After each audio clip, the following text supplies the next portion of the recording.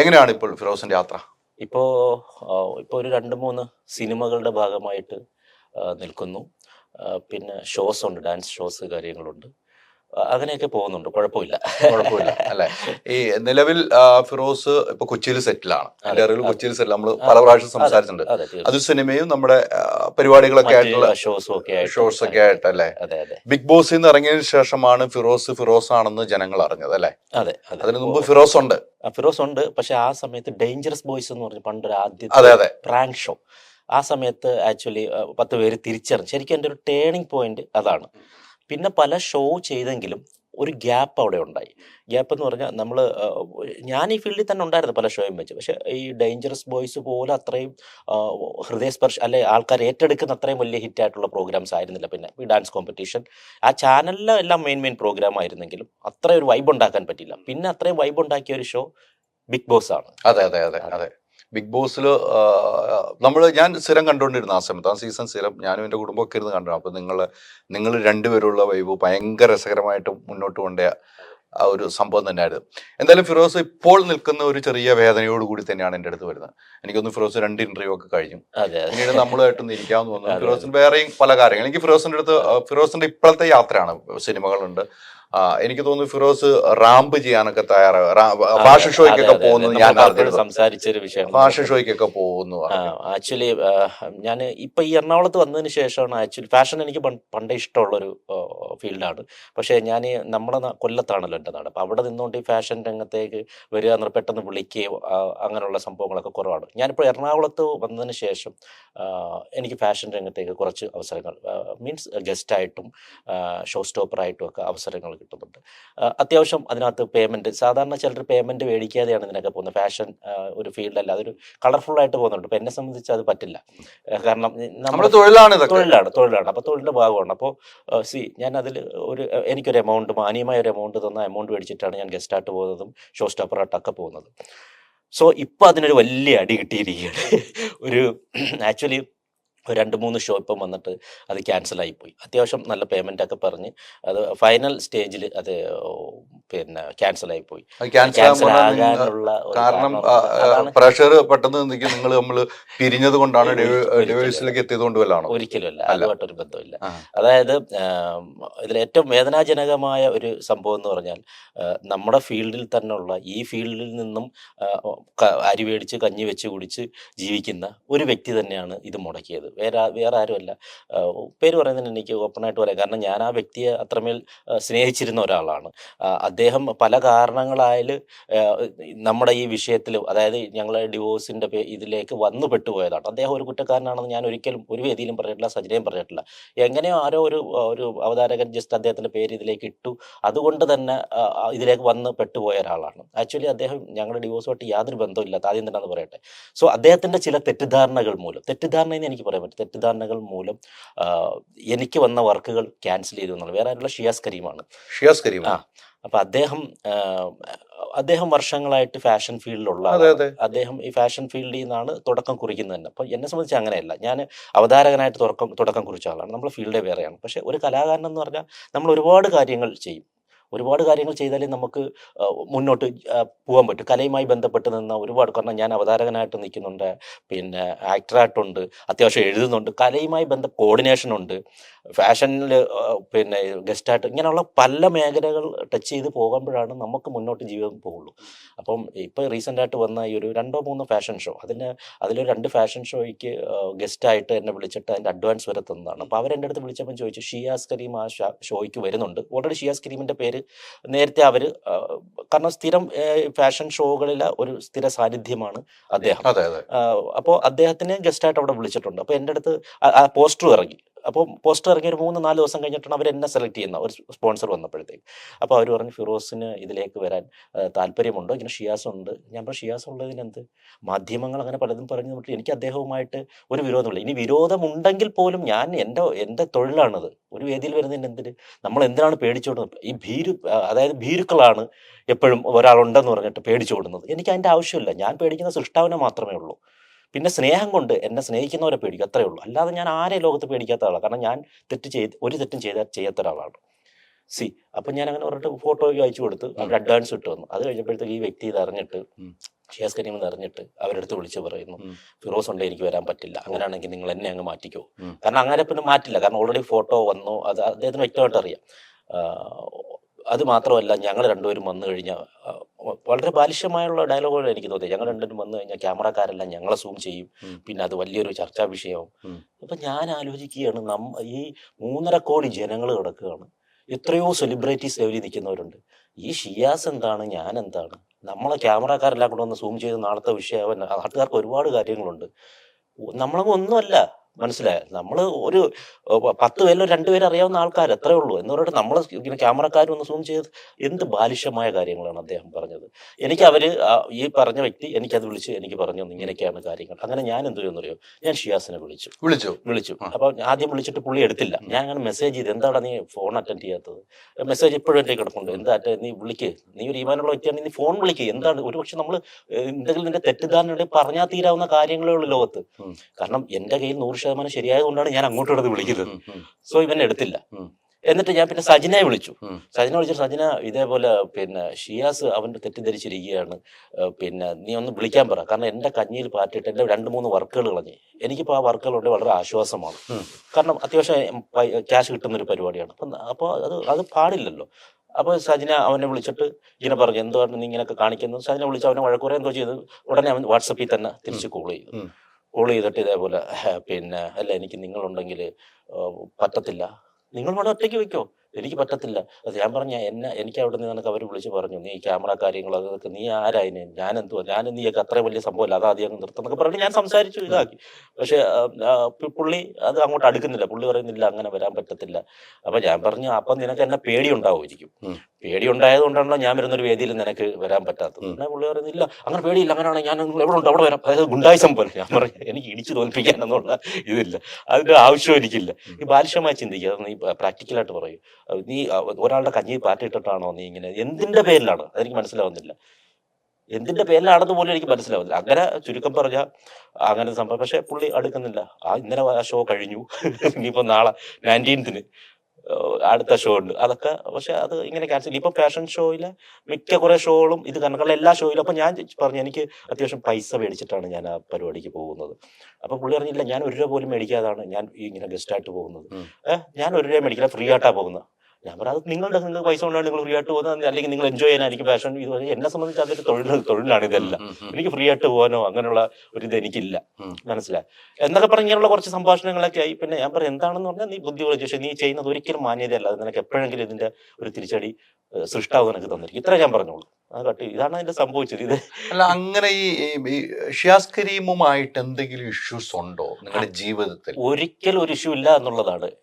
ഈ ഷിയാസ് കരീമും ഞാനുമായിട്ട് ഒരു ഇഷ്യൂമില്ല. ഇതിനകത്ത് എനിക്ക് തോന്നുന്നത്, നമുക്ക് ആ പേര് പറയാൻ പറ്റില്ല, അദ്ദേഹത്തിന്റെ ഒരു പഴയ ഒരു ex girl friend, what ever may be, നമുക്ക് ആ വ്യക്തിയുടെ പേര് പറയുക, നമ്മൾ അവരെ ഒന്നും ഇതിൽ വലിച്ചഴിക്കുകയല്ല. ഞാനുമായിട്ട് ഒരു ഫോട്ടോ, നമ്മളിപ്പോ ഇൻസ്റ്റാഗ്രാമിൽ ഫോട്ടോ ഷെയർ ചെയ്തിരുന്നു. ഇപ്പൊ നമ്മൾ ഇപ്പോ കണ്ടാലും ഒരു പക്ഷേ നമ്മൾ ഫോട്ടോ എടുക്കും, നമ്മൾ എടുത്തിട്ടുണ്ട് വീഡിയോ, ഇതൊക്കെ നമ്മൾ ഇൻസ്റ്റയിൽ ഷെയർ ചെയ്യും. അത് നമ്മളെപ്പോഴും നമുക്കൊരു കള്ളത്തരം ഉണ്ടെങ്കിൽ അവരെ നമ്മൾ ഹൈഡ് ചെയ്ത് വെക്കത്തേ ഉള്ളൂ. നമ്മൾ പബ്ലിക്കായിട്ടൊരു കാര്യം ചെയ്യുമ്പോൾ, അത് പബ്ലിക്കിന്റെ മുന്നിൽ വെച്ചൊരു കാര്യം ചെയ്യുമ്പോൾ അതിൽ കള്ളത്തരങ്ങൾ ഉണ്ടാവില്ല. അതൊരു കോമൺ സെൻസ് ആണ്, നമ്മൾ മനസ്സിലാക്കേണ്ട ഒരു കാര്യമാണ്. അപ്പൊ ഞാൻ പലരുടെയും കൂട്ടത്തിൽ വീഡിയോ ചെയ്യും, എന്റെ ഇൻസ്റ്റ എടുത്ത് നോക്കിയാൽ മതി, ഫോട്ടോ ഇടാറുണ്ട്. അപ്പൊ അങ്ങനെ ഈ കുട്ടിയായിട്ട്, ഈ പറയപ്പെടുന്ന കുട്ടിയായിട്ട് ഫോട്ടോ ഇട്ടിരുന്നു, വീഡിയോ ഇട്ടിരുന്നു. ആ സംഭവം അപ്പൊ പുള്ളി തെറ്റിദ്ധരിച്ചിട്ടുണ്ടാകാം. ഞാൻ പിന്നീട് അങ്ങനെ തെറ്റിദ്ധരിച്ചിട്ടുണ്ടായി. അപ്പൊ അതിൽപ്പെട്ട ഒരു സംഭവം പുള്ളിയുടെ മനസ്സിൽ ഒരു ഡാർക്ക് അടിച്ച് കിടപ്പുണ്ട്. അപ്പൊ ഇതൊക്കെ പറഞ്ഞാലല്ലേ നമ്മൾ ഇപ്പൊ എന്റെ അടുത്ത് ചോദിക്കണ്ടേ അങ്ങനെ എന്തെങ്കിലും ഉണ്ടെങ്കിൽ. ഇപ്പം ഹൈദർജി അടുത്ത് എന്തെങ്കിലും ഒരു എന്നെ കുറിച്ച് എന്തെങ്കിലും ഒരു ഇതുണ്ടെങ്കിൽ ഞാൻ വിളിച്ചു ചോദിക്കും, അത് മാന്യത. അല്ലാതെ മറ്റവരങ്ങനെ പറഞ്ഞു, ഇവരിങ്ങനെ പറഞ്ഞു, അതൊന്നും ഒരു ആണത്വത്തിൽ പെടുന്ന സാധനമല്ലല്ലോ. അല്ല, ആ പെൺകുട്ടി ഇപ്പം നമ്മൾ പെൺകുട്ടിയുമായി ബന്ധപ്പെട്ട് ഫിറോസിന് എന്തെങ്കിലും ബന്ധമുണ്ടെന്നായിരുന്നു സ്ഥാപിച്ചത്? അല്ല, ബന്ധമുണ്ടെന്നതിലുപരി അങ്ങനെ ബന്ധമുണ്ടെന്ന് സ്ഥാപിക്കേണ്ട അത്രയും അല്ലല്ലോ പുള്ളി.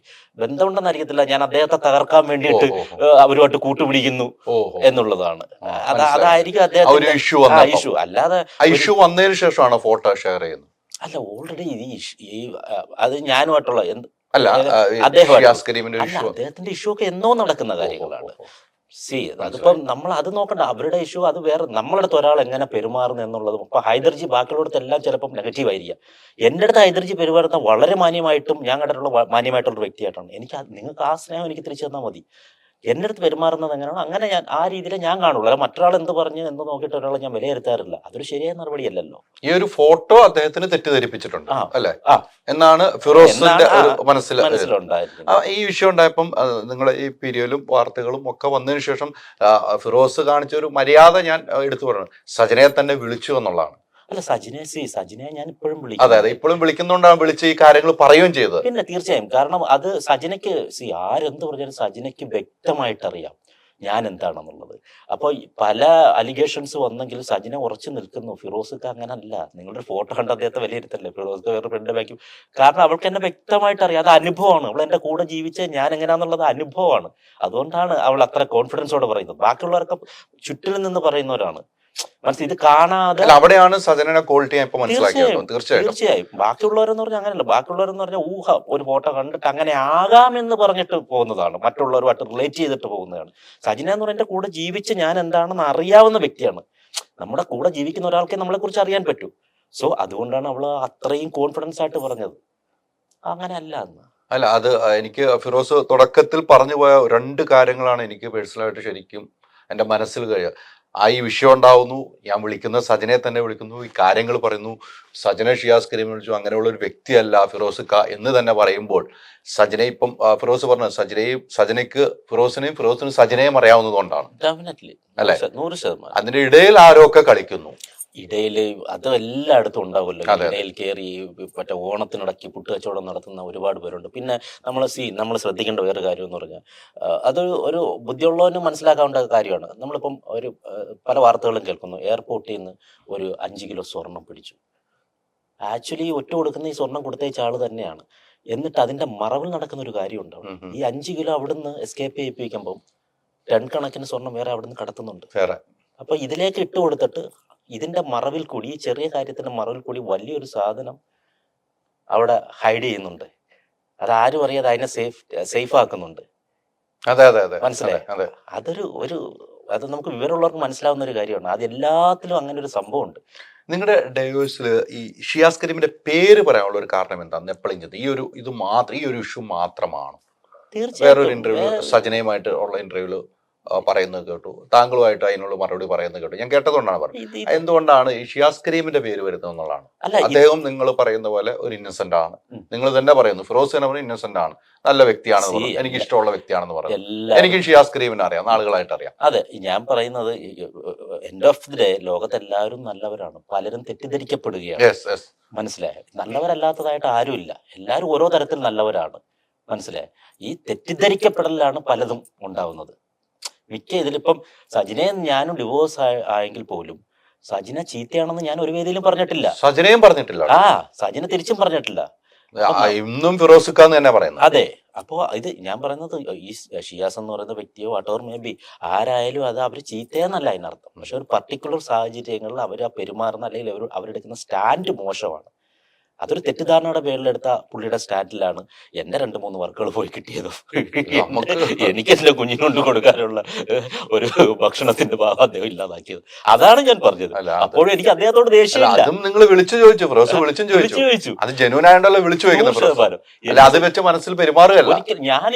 ഞാനിതൊന്നും മനസ്സിൽ ഈ ഒരു വിഷമം ഞാൻ ഷെയർ ചെയ്തതേ ഉള്ളൂ. കാരണം ഇപ്പോഴും ഞാൻ ഒരിക്കലും ഇപ്പൊ ഷിയാസിന്റെ ഇപ്പൊ എന്റെ കൂടെ വേറെ വർക്ക് വന്നു, അപ്പൊ ഞാനാണ് അവിടെ ഒരു പ്രയോറിറ്റി ഉള്ള ഒരു വ്യക്തിയാണെങ്കിൽ പോലും ഷിയാസിനെ ഞാൻ വിളിക്കാനേ പറയും. എൻ്റെ അടുത്തൊരു ഡയറക്ടർ ചോദിക്കണം, ഷിയാസ് വരുന്നതിന് കുഴപ്പമുണ്ട്, എൻ്റെ അത്രയും ഫേവർ ആയിട്ടുള്ള ഒരാളായിരിക്കും പറയുന്നത്, വേണമെങ്കിൽ ഇല്ലാതാക്കാം എന്ന് പറഞ്ഞാൽ ഞാൻ പറയില്ല, അദ്ദേഹത്തിന് പറ്റിയാണെങ്കിൽ നിങ്ങൾ വിളിക്കുമെന്നേ ഞാൻ പറയത്തുള്ളൂ. ഒരിക്കലും നമ്മൾ വേറൊരാളുടെ കഞ്ഞിയിൽ പാറ്റിയിടില്ല. കാരണം അതാണ് ലോകത്തെ ഏറ്റവും വലിയ തെറ്റ്. ലോകത്തെ ഏറ്റവും വലിയ തെറ്റതാണ്. ഫിറോസിന്റെ ജീവിതത്തില് ഇപ്പൊ ഏറ്റവും സങ്കടം ഇതൊക്കെയാണെന്ന് എനിക്ക് തോന്നുന്നു. മറ്റേതൊക്കെ ഒരു വഴിക്ക് പോകുന്നു, വീണ്ടും വീണ്ടും നമ്മളിലേക്ക് വരുമ്പോ ഒരു സങ്കടം ഒരു സങ്കടം. പിന്നെ എല്ലാം ഓവർകം ചെയ്യും. പിന്നെ എനിക്കറിയാം ലോകത്ത് എല്ലാ മനുഷ്യരും എത്ര നമ്മൾ സ്നേഹിക്കുന്ന മനുഷ്യർ ഒരിക്കലെങ്കിലും നമ്മളെ വേദനിപ്പിക്കാതെ കടന്നു പോകില്ല.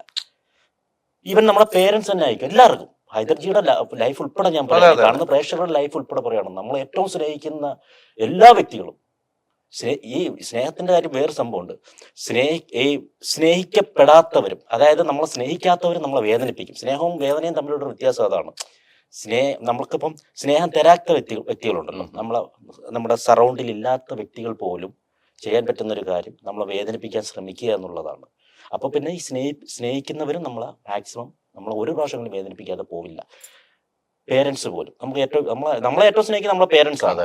മനസ്സിലായി? ഇപ്പോഴുള്ള പേരൻസിനെ ഞാൻ പറയുന്നത്, ഇപ്പോഴുള്ളതെന്ന് പറഞ്ഞാൽ ഈ പബ്ബ് പേരൻസ് ആണ് കഴിവതും. ഞാൻ എറണാകുളത്ത് വന്നിട്ട് മനസ്സിലാക്കാൻ കഴിഞ്ഞത്, ഞാൻ അത്യാവശ്യം ചില വീക്കെൻഡിലൊക്കെ പബ്ബിൽ പോകാറുള്ള ഒരു വ്യക്തിയാണ്. അപ്പൊ അവിടെ എനിക്ക് അത്ഭുതകരമായിട്ട് തോന്നുന്നത്, ഈ അടുത്തിടയ്ക്ക് ഒരു ഫാമിലി ഞാൻ പരിചയപ്പെട്ടു. അപ്പൊ അവര് പറഞ്ഞതെന്ന് പറയുന്നത്, മക്കള് ഉള്ളതാണ്, കൊച്ചു കുട്ടികളാണ്. അപ്പോൾ ഞാൻ ചോദിച്ചു, കുട്ടികളെ അപ്പോൾ ആരെ ഏൽപ്പിച്ചു? അത് ഒന്നിന് ഒരു വയസ്സോ സംതിങ്ങേ ഉള്ളൂ. അതിന് ആരെ ഏൽപ്പിച്ചു? അപ്പം മൂത്ത 6 വയസ്സുള്ള കുഞ്ഞിനെ ഏൽപ്പിച്ചിട്ട് വന്നതാണെന്ന് രാത്രി 9 ഏൽപ്പിച്ചിട്ട് വന്നതാണെന്ന് രാത്രി 9 മണിക്ക് പബ്ബിൽ പോകുമ്പോൾ 12 മണിയാവും. ഒരമ്മ പറയുകയാണ്, അച്ഛനും ഉണ്ടാക്കൂട്ടത്തില്ല. അങ്ങനെയുള്ള പേരൻസിനെ കുറിച്ചല്ല ഞാൻ പറഞ്ഞത്. അങ്ങനെയുള്ള പേരൻസിന് കുട്ടികളുടെ ഒരു അറ്റാച്ച്മെന്റും കാണത്തില്ല. നമ്മളെയൊന്നും ഒരിക്കലും നമ്മളെ മാതാപിതാക്കൾ ഇങ്ങനെ ഏൽപ്പിച്ചിട്ടൊന്നും ഞാൻ അത്ഭുതത്തോടെ കാണുകയാണ്. മനസ്സിലായി? അത് ഞാൻ പറഞ്ഞ അത്തരം പേരൻസിനെ അല്ല, കുറച്ചുകൂടെ മാറിയുള്ള എല്ലാരും അങ്ങനെ ആണല്ലോ. എല്ലാരും അങ്ങനെ നല്ല പറയുന്നത്. പക്ഷെ ഇങ്ങനെ ഉള്ളവർ ഈ ജനറേഷനിലുണ്ട്. അത് ഈ ജനറേഷനിലേ ഉള്ളു അങ്ങനെയുള്ളവർ. പഴയ ജനറേഷൻ ഒരിക്കലും ഇങ്ങനെയുള്ളവർ കാണില്ല. അപ്പൊ ഞാൻ പറഞ്ഞത്, നമ്മുടെ അത്രയും നമ്മൾ സ്നേഹിക്കുന്ന പേരൻസ് പോലും ഒരിക്കലെങ്കിലും നമ്മളെ വേദനിപ്പിക്കും. നമ്മളും അവരെ വേദനിപ്പിച്ചിട്ടുണ്ടാകും. അത് മനുഷ്യ സഹജമാണത്. ഒരിക്കലെങ്കിലും അത് ഈ സ്നേഹത്തിൽ പെടുന്ന ഒരു സാധനമാണ്. ഈ സ്നേഹിക്കുന്നവര് നമ്മളടുത്ത് എന്തെങ്കിലും കാണിക്കുമ്പോഴേ വേദനപ്പെടുന്നത്. ഒരാളും നമ്മളെ വേദനിപ്പിക്കാതെ പോയിട്ടില്ല. മനസ്സിലായി? ആ ഒരു കാര്യം എനിക്കറിയാം. അതുകൊണ്ട് തന്നെ പല കാര്യങ്ങളും ഞാൻ ആ സെൻസോടുകൂടി എടുക്കുന്നത്. അല്ല, എപ്പോഴും ചിരിച്ച മുഖമാണ് അല്ലെ? അതല്ലേ നല്ലത്? തീർച്ചയായും അത്തരം മുഖം കാണാനാണ് എനിക്കൊക്കെ ഇഷ്ടം. ഫിറോസിനെ ഇഷ്ടപ്പെടുന്ന പ്രേക്ഷകർക്ക് അത് തന്നെ ഇഷ്ടം. എപ്പോഴും ചിരിച്ച ഞാൻ ഫിറോസിന്റെ 2 ഇന്റർവ്യൂ ഞാൻ കണ്ട ഒരു വ്യക്തിയാണ്. ഫിറോസ് അവിടെയൊക്കെ നല്ല എൻജോയ് ചെയ്ത് കാര്യങ്ങൾ പറഞ്ഞു. ഫിറോസ് കൃത്യമായിട്ട് കാര്യങ്ങൾ പറഞ്ഞു പോകുന്നു എന്നാണ് ഫിറോസിൽ കാണേണ്ട ഒരു ക്വാളിറ്റി ഞാൻ കണ്ടത്. ഒന്നും മറയില്ലാതെ പറഞ്ഞു പോകുന്നു. അവിടെ ഒന്ന് ഇത് ചെയ്തോട്ടെ, ഈ മറയില്ലാതെ പറഞ്ഞു പോകണമെന്ന് പറഞ്ഞാൽ നമുക്ക് 2 തരത്തിലുള്ള മനുഷ്യരുണ്ട്. അഭിനയിക്കുന്ന മനുഷ്യരുണ്ട്, ജീവിക്കുന്ന മനുഷ്യരുണ്ട്. ഈ അഭിനയിക്കുമ്പോഴാണ് മറ്റുള്ളവർ എന്ത് കരുതും, എല്ലാവരും മുമ്പിൽ അഭിനയമായിരിക്കും. അവർ ഏറ്റവും വലിയ കള്ളന്മാരവര്. മനസ്സിലാവും? നേരെ ജീവിക്കുന്നവര് മറ്റുള്ളവർ എന്ത് കരുതുന്നു ഒരിക്കലും തോന്നുന്നു അങ്ങനെ തോന്നേണ്ട ആവശ്യമില്ല. അവരെങ്ങനെയാണോ അങ്ങനെ തന്നെയാണ്. ഞാൻ എങ്ങനെയാണോ ഞാൻ അങ്ങനെ തന്നെയാണ്. ക്യാമറയ്ക്ക് പിന്നാലും എല്ലാം. എനിക്ക് അഭിനയിക്കേണ്ട ആവശ്യമില്ല സമൂഹത്തിൽ. അവരെന്ത് പറഞ്ഞാലും എനിക്ക് കുഴപ്പമില്ല. ഞാനെന്ന വ്യക്തിയെ സ്നേഹിച്ചു, ഞാനായിരിക്കും സ്നേഹിച്ചാൽ മതി. ഞാനൊരു മാസ്ക് ഇട്ടുകൊണ്ട് വന്നിട്ട് എന്നെ സ്നേഹിച്ചിട്ട് കാര്യമില്ല. ഞാനൊരു അഭിനേതാവായിരുന്നിട്ട് അങ്ങനെ സ്നേഹിച്ചിട്ട് കാര്യമില്ല. ഞാൻ കണ്ട ഭൂരിപക്ഷം ആൾക്കാരും അഭിനേതാക്കളാണ്. അവരെന്ത് കരുതും, ഞാൻ ഇങ്ങനെ പെരുമാറണം എന്ന് കരുതി പെരുമാറി മസിലും പിടിച്ചുകൊണ്ട് നടക്കുന്നത്. ഞാൻ അങ്ങനെയൊന്നുമില്ല കേട്ടോ. ഞാൻ എങ്ങനെയാണോ അങ്ങനെ തന്നെയാണ്. ഞാൻ ജീവിക്കുക. ജനിച്ചു, ഒരു ചോദ്യം ജനിച്ചു മരിക്കും. ഇപ്പൊ ഞാൻ ജീവിക്കുകയാണ്. ഫിറോസിനെ സംബന്ധിച്ചിടത്തോളം എനിക്ക് നിങ്ങളുടെ ഈ ബന്ധങ്ങള്, ഞാനൊക്കെ ഇപ്പോഴും ആഗ്രഹിക്കുന്നത് നിങ്ങൾ ഒന്നിച്ച് ജീവിക്കാന്ന്. ഇപ്പോഴും ഞാൻ ആഗ്രഹിക്കുന്നത് അങ്ങനെയാണ്, നിങ്ങൾ ഒന്നിച്ച് ജീവിക്കുക എന്നുള്ള ആഗ്രഹക്കാരനാണ്. പിന്നെ നമ്മൾ ഒരേ കമന്റ് പറയാം, നിങ്ങൾ ഒന്നിച്ച് ജീവിക്കുക എന്നുള്ള കമന്റുകൾ തന്നെ പറഞ്ഞു. കൃത്യമായിട്ട് ആലോചിച്ച് എടുത്തു ചാടി ചെയ്തതായിട്ട് എനിക്ക് തോന്നുന്നു. നിങ്ങൾ ആലോചിച്ച് തന്നെ തീരുമാനിച്ചു. നിങ്ങൾ പരസ്പരം പറഞ്ഞു തന്നെ പിരിയുന്നതാണ്. പക്ഷെ അവിടെയൊക്കെ നിങ്ങളുടെ അപ്പുറത്തേക്ക് വേദനിക്കുന്ന കുടുംബമാണ്. സീരിയസ്ലി നിങ്ങളുടെ കുടുംബം അങ്ങനെയാണെന്ന്. പക്ഷെ എനിക്ക് കഴിഞ്ഞ ദിവസം സജന പറഞ്ഞ ഒരു വാക്കിൽ നിന്ന് ഞാൻ പറയാം. സജന പറയണ്ട, എനിക്കിപ്പോഴും ഫിറോസിക്കാടെ ഉമ്മ എൻ്റെ ഉമ്മയാണ്, ഫിറോസിക്കാടെ പെങ്ങന്മാര് നാത്തൂനല്ല എന്നാണ് സജന പറഞ്ഞ് ഞാൻ കഴിഞ്ഞ ദിവസം കണ്ടത്.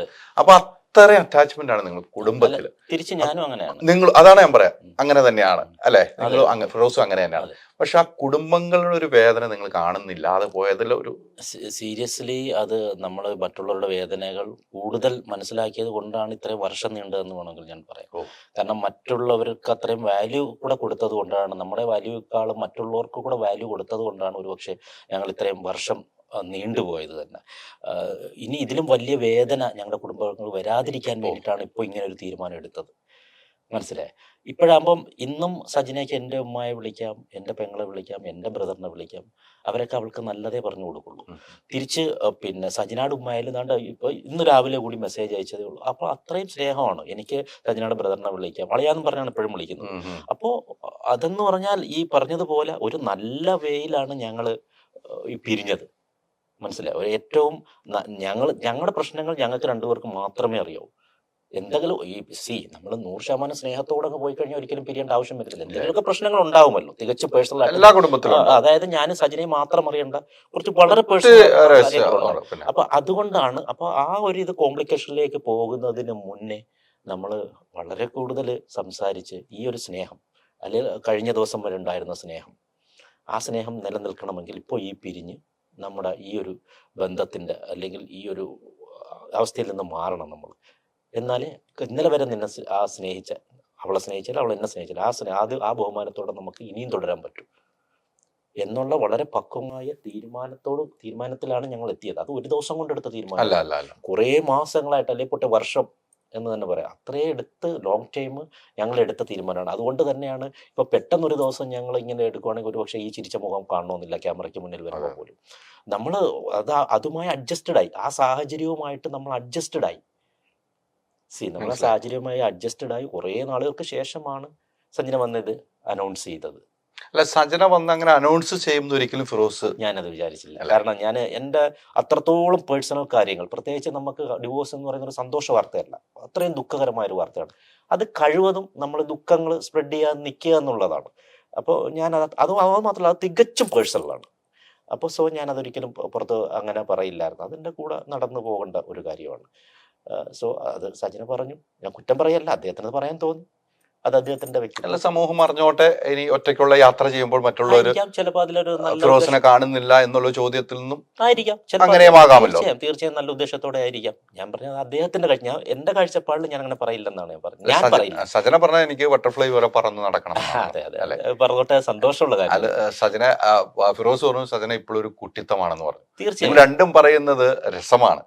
നിങ്ങൾ രണ്ട് ഹൃദയത്തിൽ നിന്നാണ് പറയുന്നത്. സജന എനിക്ക് ബട്ടർഫ്ലൈ പോലെ പറഞ്ഞു, സജന അവളൊരു കുട്ടിത്തമാണ്, കുട്ടികൾ ഇങ്ങനെ പറന്ന് നടക്കും. തീർച്ചയായും ആ പറന്ന് നടക്കുമ്പോൾ എവിടെയെങ്കിലും കേടുകൾ പറ്റാതെ പറന്ന് നടക്കട്ടെ എന്നുള്ള പ്രാർത്ഥന ആയിരിക്കും ഫിറോസിനോട്. തീർച്ചയായും നമുക്ക് ഒരു പട്ടം ഇങ്ങനെ എത്രത്തോളം ഹൈറ്റിൽ പോയി അതിങ്ങനെ പറക്കുന്നത് കാണാൻ രസമാണ്. അപ്പോഴും അതിൻ്റെ ഒരു അറ്റം നമ്മുടെ കയ്യിലുണ്ടാവും, അതാണ് അതിൻ്റെ കൺട്രോൾ. പക്ഷെ ഈ അറ്റം നമ്മുടെ കയ്യിൽ നിന്ന് പോയാൽ അതിനൊരു കൺട്രോൾ ഉണ്ടാവില്ല. ആ രസം ഇങ്ങനെ പറന്ന് നടക്കും, പക്ഷെ അതിന് പിന്നീട് ഉണ്ടാകുന്നൊരു അങ്ങനെ ഉണ്ടാവാതിരിക്കട്ടെ. ഞാൻ അതാണ് ഉദ്ദേശിച്ചത്, മനസ്സിലായി? അതങ്ങനെ ഉണ്ടാവാതിരിക്കട്ടെ. സജനയുടെ പറക്കലില് ഒരറ്റം ഫിറോസിന്റെ കയ്യിലുണ്ടായിരുന്നു. കഴിഞ്ഞ ഈ ഞങ്ങളുടെ ഡിവോഴ്സിന് മുന്നേ വരെ കയ്യിലുണ്ടായിരുന്നു. ഇപ്പോൾ ഇതിൽ പക്ഷെ അദ്ദേഹം അപ്പോഴും ഞാൻ ആഗ്രഹിക്കുന്നത് ഒരിക്കലും മറ്റു പട്ടങ്ങളിൽ കുരുങ്ങി അത് നശിക്കാതിരിക്കട്ടെ എന്നാണ് ഞാൻ ആഗ്രഹിക്കുന്നതും പ്രാർത്ഥിക്കുന്നതും. അങ്ങനെ കുരുങ്ങി നശിച്ചു കഴിഞ്ഞാൽ അത് വേദനാജനകമാണ് എനിക്ക്. എൻ്റെ ലൈഫിൻ്റെ നല്ലൊരു 10 വർഷം അദ്ദേഹത്തിൻ്റെ കൂടെ സ്പെൻഡ് ചെയ്ത ഒരാളാണ്. അപ്പോൾ ഒരിക്കലും എനിക്ക് അദ്ദേഹം നശിച്ചുവാൻ ആഗ്രഹിക്കാൻ.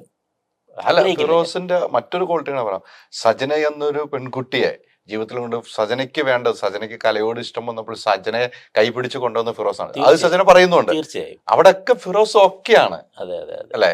അവിടെയൊക്കെ ഫിറോസ് അതൊരു മുസ്ലിം ഫാമിലിയിൽ നിന്ന് ഒരു പെൺകുട്ടി വരുമ്പോൾ ഒരു കലയിലേക്ക് വരുമ്പോൾ ഒരു തടസ്സങ്ങളും നിങ്ങൾക്കറിയാം, അല്ലെ? അവിടെ ആ പെൺകുട്ടിയെ ചേർത്ത് പിടിച്ച് സിനിമയിലാണെങ്കിൽ എല്ലാ സ്ഥലത്തേക്കും കൊണ്ടുപോയി, അല്ലെ? അതെ, അതൊക്കെ അദ്ദേഹം ഇപ്പോഴും പറയുന്നുണ്ട്. അതൊന്നും അദ്ദേഹം ഒന്നും മാറ്റി പറഞ്ഞിട്ടില്ല. അതാണ് സജനയുള്ള ക്വാളിറ്റി. അതൊരു ക്വാളിറ്റി തന്നെയാണ്. നമ്മൾ അതൊക്കെ ഇപ്പോഴും പറയുന്നുണ്ട്. തീർച്ചയായും നമ്മൾ മനസ്സിലാക്കേണ്ടത്, ഒരാളെ കുറിച്ച് നമ്മൾ പോസിറ്റീവ് ആയിട്ട് സംസാരിക്കണമെങ്കിൽ അദ്ദേഹത്തിന്റെ ഒരു ക്വാളിറ്റി വേണം. അതെ, മനസ്സിലായി? ആ ക്വാളിറ്റി ഉണ്ടെങ്കിൽ മാത്രമേ ഒരാളെ കുറിച്ച്. തീർച്ചയായും എനിക്കും അങ്ങനെ പറഞ്ഞാൽ അതൊരു ക്വാളിറ്റി ഇല്ലായ്മയാണ്. അതായത് ഒരാളെ കുറിച്ച് കഴിവതും കുറ്റം അത് നമ്മളിൽ തന്നെ ഒതുങ്ങുക. ചില കാര്യങ്ങൾ നമ്മളോടുകൂടി തന്നെ അത് ഇല്ലാതാവുക. അല്ലാതെ കുറ്റം നമ്മൾ അങ്ങനെ പറഞ്ഞുകൊണ്ട് നടക്കുന്നതിനോട് എനിക്ക് വലിയ താല്പര്യമില്ല. ഇപ്പൊ ഈ ഷിയാസിന്റെ കാര്യം പോലും ഞാൻ ഇത്ര വേദനയായിട്ട് അദ്ദേഹത്തിന് കുറ്റപ്പെടുത്തുകയല്ല ചെയ്യുന്നത്, അവസ്ഥ ഞാൻ പറഞ്ഞു എന്നുള്ളതേ ഉള്ളൂ. അല്ല, അവസ്ഥ പറയുമ്പോൾ അതിനകത്തൊരു പോസിറ്റീവ് ഉണ്ട്. ഷിയാസിന് വിളിച്ചു എന്നാണ്. അതാ അതങ്ങനെ പറയാം. ഇവിടെ വന്ന് ഒരു ചാനലിന് മുമ്പ് ഒന്നും പറയുകയല്ല ചെയ്തത്. ഷിയാസിനെ വിളിച്ചതിന് ശേഷമാണ് നമ്മളായിട്ട് പറഞ്ഞത്. ഇനിയിപ്പോ നാളെ ഞാൻ ഷിയാസിനെ കണ്ടാൽ ഇതൊന്നും എന്റെ മനസ്സിലുണ്ടാവില്ല. അതാണ് എന്റെ ഒരു ഇത്. ഞാനതൊക്കെ മറന്നു പോകും. ഞാൻ അദ്ദേഹത്തെ കാണുമ്പോൾ അന്നേരത്തെ ഇത് ഞാൻ പോയി ഹഗ് ചെയ്യും, ഇതൊക്കെ എൻ്റെ രീതിയെ അങ്ങനെയാണ്. എനിക്കങ്ങനെ വൈരാഗ്യമില്ല. ഇവരൊക്കെ എനിക്ക് തോന്നുന്നു എൻ്റെ സാഹചര്യങ്ങൾ ദൈവം ഇങ്ങനെ പറഞ്ഞിട്ടുണ്ട്, നീ ഇങ്ങനെയൊക്കെ പോകണം. അതിൽ നിമിത്തങ്ങളാവുന്ന ഇതെല്ലാം അങ്ങനെയാണ് ഞാൻ ചിന്തിക്കുന്നത്. ഇതെല്ലാം നിമിത്തങ്ങളാണ്. നമ്മൾ വേദനിക്കുന്നതും വേദനിക്കപ്പെടുന്നതും സന്തോഷിക്കുന്നതും ഒക്കെ എല്ലാം ബാക്കിയുള്ളൊരു നിമിത്തമാവുന്നതാണ്. നമ്മളെന്തായാലും പുള്ളി എഴുതി വെച്ച കണക്ക് അത്രയും നാൾ ജീവിച്ച് ഇവിടെ തീർത്തിട്ട് നാടകം ആടിയിട്ടേ പോകാൻ പറ്റത്തുള്ളൂ. അത് ഉറപ്പാണ്, അത് ഉറപ്പായ ഈ പറഞ്ഞതല്ല. അല്ല, ഈ പെരുന്നാളിന്റെ കാര്യം പറഞ്ഞപ്പോൾ എനിക്ക് അവിടെ കൂട്ടിച്ചേർക്കണം. ഇത് മതപരമായിട്ട് എടുക്കരുത്. നമ്മൾ പറഞ്ഞില്ലേ എന്താ ഒരു മുസ്ലിം ഫാമിലിയുടെ കാര്യം പറഞ്ഞപ്പോൾ, ഞാൻ ആക്ച്വലി ഞങ്ങൾ മുസ്ലിം ഫാമിലി ആണെങ്കിലും എല്ലാ ഫെസ്റ്റിവൽസും, അതിപ്പോൾ ഇതുമായിട്ടൊരു ബന്ധമല്ല, പക്ഷെ എനിക്കത് ഇതിന്റെ കൂട്ടത്തേക്ക് ചേർക്കുകയാണ്. എല്ലാ ഫെസ്റ്റിവൽസും ഞാൻ സെലിബ്രേറ്റ് ചെയ്യുന്നത്, ഞാനെന്നല്ല നമ്മളുമായിട്ട് സറൗണ്ട് ചെയ്യുന്ന എല്ലാവരും. ഇപ്പോൾ എനിക്ക് അവിടെ ഒരു കാര്യം ഞാൻ വിചിത്രമായിട്ട് തോന്നി. ഇപ്പം ഓണം ഞാൻ സെലിബ്രേറ്റ് ചെയ്യാറുണ്ട്, ക്രിസ്മസ് സെലിബ്രേറ്റ് ചെയ്യണം. നമ്മളല്ല, ഒരുവിധം മുസ്ലിംസ് എല്ലാവരും അത് ബാക്കിയുള്ള കാസ്റ്റ്, ഞാൻ മുസ്ലിംസ് ഉദ്ദേശിച്ച ബാക്കിയുള്ള കാസ്റ്റ്, ക്രിസ്ത്യൻസ് ആയിക്കോട്ടെ മുസ്ലിംസ് ആയിക്കോട്ടെ എല്ലാവരും സെലിബ്രേറ്റ് ചെയ്യാറുണ്ട്. പക്ഷെ ഞാൻ അപ്പോഴും ആലോചിക്കുന്നത്, പെരുന്നാള് വേറെ ആരും സെലിബ്രേറ്റ് ചെയ്തില്ല.